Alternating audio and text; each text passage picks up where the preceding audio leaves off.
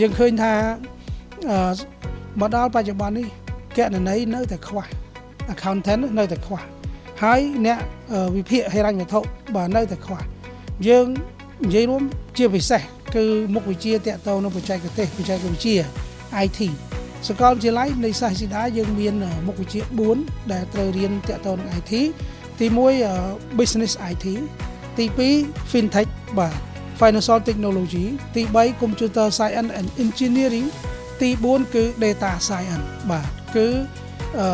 ការវិភាគទិន្នន័យវិទ្យាសាស្ត្រ Data Science ហ្នឹងក៏ចូលនៅក្នុងនៃ AI ដែរហើយយើងសប្តាហ៍ថ្ងៃយើងមាន4មុខវិជ្ជាហ្នឹងអញ្ចឹងមកដល់ថ្ងៃនេះខ្ញុំគាត់សូម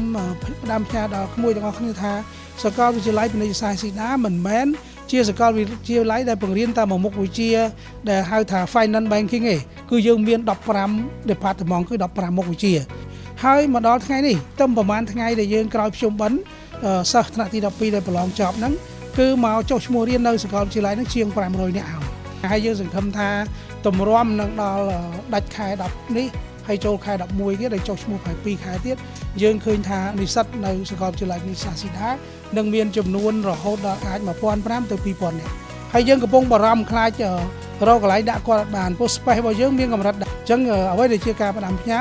សូមឲ្យក្មួយនិស្សិតហ្នឹងគិតទៅហើយថាបើសិនជាថាត្រូវរើសសាកលវិទ្យាល័យវិទ្យាសាស្ត្រស៊ីដាគឺមកឲ្យលឿនបើមិនចឹងទេខ្លាចលោចឹងអៀតដោយសារ space យើងតិចដែរហើយអ្វីដែលជាមោទនភាពខ្ញុំសូមបញ្ជាក់ថាសាកលវិទ្យាល័យវិទ្យាសាស្ត្រស៊ីដាគឺឆ្ពោះទៅរកទិសដៅសំខាន់ចក្ខុវិស័យគឺភាពជោគជ័យរបស់និស្សិតត្រូវតែមានការងារធ្វើហើយការងារមានប្រាក់បៀវត្សសមរម្យហើយត្រូវតែមានចំណេះដឹងច្បាស់លាស់